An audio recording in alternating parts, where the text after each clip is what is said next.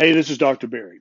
Let's talk for just a few minutes about the 7 biggest mistakes that people make when they start eating a ketogenic diet. Now, I'm hoping that if you're new to keto, someone shared this video with you, and that's going to speak directly to the last mistake that I talk about, number 7.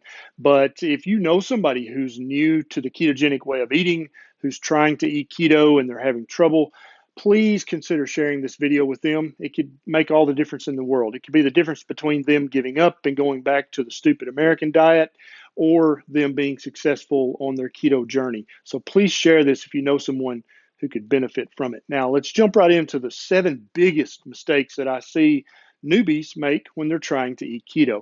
Step number 1, without doubt, hands down, is not eating enough fat. We're taught our entire adult lives to fear fat, to be afraid of saturated fat, to cut back on fat. And that's one of the biggest no-nos when it comes to eating a proper ketogenic way. Saturated fat is good for you. It's not bad for you. Okay, and I know that if you're brand new to this, you're like, wait, what? What did he just say? Yeah, every cell membrane of every single cell in your entire body has to have cholesterol and the other products of saturated fat in order to function properly. Without enough fat, your brain suffers, your heart suffers, every cell in your body suffers. You have to eat plenty of fat on the ketogenic diet. Now, I'm not a big proponent of drinking your fat. I don't want you putting oil in this and that and just drinking oil out of the bottle, but I do want you to eat lots of sources of good saturated fat. That's by far the biggest mistake people made. They're still afraid of fat, and you got to stop that. You have to get over your fear of fat. You have to place that fear where it properly belongs, which is a fear of sugars, starches, and unnecessary processed carbohydrates. That's where your fear should be. Number 2, biggest mistake is not getting enough salt and electrolytes. Human beings are mammals, and all mammals need lots of salt in order to function properly. You may have heard stories about wild animals walking for miles to find a salt-rich rock or a mud that they can lick and get that salt. They're not doing that because they're gluttons. They're doing it because all mammals need lots of salt in order to function properly. Now, this is another thing that we're mistakenly told when we're learning how to eat as human beings is that too much salt's bad for you. You should cut back on salt. You shouldn't eat so much salt. Those are all myths. None of those are true. You have to have lots of salt in order to function properly. And the way to know how much salt to eat is to salt to taste. And so if something doesn't taste salty enough, put some salt on it. If it tastes too salty, then you put too much salt on it. That's literally all your body needs for you to do. You don't have to weigh, measure, calculate, just salt to taste because your body will tell you it needs more salt. The way it'll do that is if your food tastes very bland, you need more salt. If you're having leg cramps in the night, you need more salt. And when I say salt, I'm not talking about just sodium and chloride. I'm also talking about magnesium and potassium. Now, many keto-friendly foods have lots of potassium and magnesium. The classic potassium story you're told is eat a banana. Please don't do that. That's a terrible source of potassium. Avocados are a great source of both potassium and magnesium. Fatty meat is a great source of both potassium and magnesium. There are many foods on the ketogenic diet plan that have lots of potassium and magnesium, or you can buy something called light salt, Lite, which is potassium chloride, and use that in conjunction with a good quality sea salt. And then you can also buy some magnesium drops or a magnesium supplement if you can't get enough magnesium from your diet. Biggest mistake number 3 is continuing to snack. Now, one of the main things about the ketogenic way is that we discrete meals, we sit down, we eat a meal, and then we stop eating. And that what you're doing by doing that is you're implementing naturally something called intermittent fasting. Now, I have a bunch of videos about intermittent fasting on this channel you can check out later, but just understand human beings were never meant to snack all day. Okay, we're not cattle. We shouldn't graze constantly all day long. We should eat 1 or 2 or 3 discrete meals a day And those meals need to be separated by hours of time in which we don't eat. And that allows our insulin level to stay very low normal and our blood sugar level to stay very low normal. Those are very good things, and they're going to help you reach your goals by eating a ketogenic diet. Next, number four biggest mistake is comparing your results to someone else's results. And so if you're a 60-year-old woman and you're comparing your results to a 40-year-old woman, you're going to be disappointed, okay? Because your age matters as when it comes to weight loss or your other goals that you may have. Your gender matters, your medical conditions matter, what medications you take, what medications you don't take, how much sleep you get, how much stress is in your life. Your life is uniquely yours, and you need to own it and you need to live it and stop comparing yourself to other people. Your weight loss may be faster than others, but slower than others.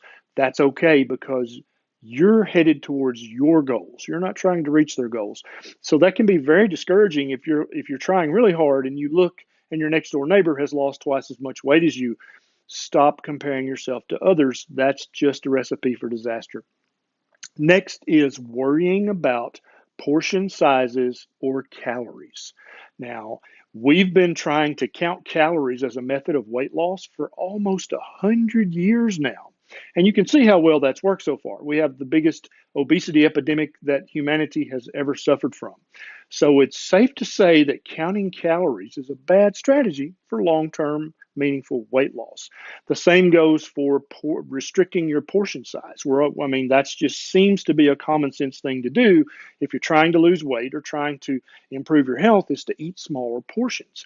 But one of the beautiful things about the ketogenic way is you don't have to limit your portions. If you're hungry, you eat. And when you eat until you're full. Yeah, that's right. There's a diet where you get to do that. And that's the ketogenic diet. Okay. So stop counting calories. It's a terrible method for weight loss. It never works long term. If it did, Weight Watchers would have been out of business 20 years ago, right? But they're going strong because that doesn't work. Limiting your portion sizes is only going to keep you hungry, which makes you miserable. And that's just like the old way of dieting. One of the beautiful things about the ketogenic way is you're not hungry. You don't have to suffer anymore. Okay. And when you limit your portion size, you also take the risk of lowering your basal metabolic rate. And when you do that, it becomes much, much harder to lose weight. So when you're hungry, eat. When you eat till you're full. Then stop. That's the ketogenic way. The next big mistake that everybody makes when they're first coming to keto is trusting food manufacturers. Now, whether this is big food, the mainstream food manufacturers, or whether this is keto manufacturers or low carb manufacturers, all of these guys, they can't help it. It's human nature. They're going to play reindeer games when it comes to calculating the amount of carbohydrates in their food.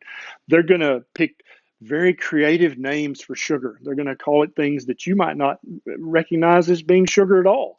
They're going to call things net carbs, and they're going to act like their total carb count is lower than what it really is. Don't fall for any of that. You need to count total carbs, and you need to never trust a food manufacturer with your health. And so ideally, the proper way of eating keto, in my opinion, is to eat only whole, real foods that have no label at all, or if they have a label, a max of 3 ingredients on that label. That's probably real food. And so if you're eating something that has a long list of ingredients, that's probably not keto because they can round down instead of up. We were taught in third grade that zero point 0.7 rounds up to 1, but for big food, they can round that down to 0.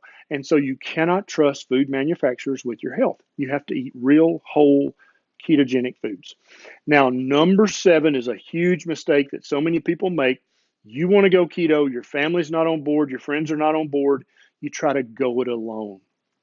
Now, the beautiful thing about social media these days is you don't have to do that. You can reach out. You can join a keto group on Facebook. There's this new social media. It's a keto social media called Keto Quest, and you can go to ketoquest.com and check that out.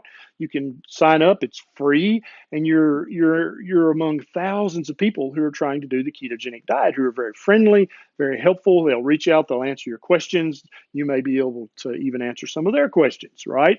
But don't try to go this alone. That's a recipe for disaster.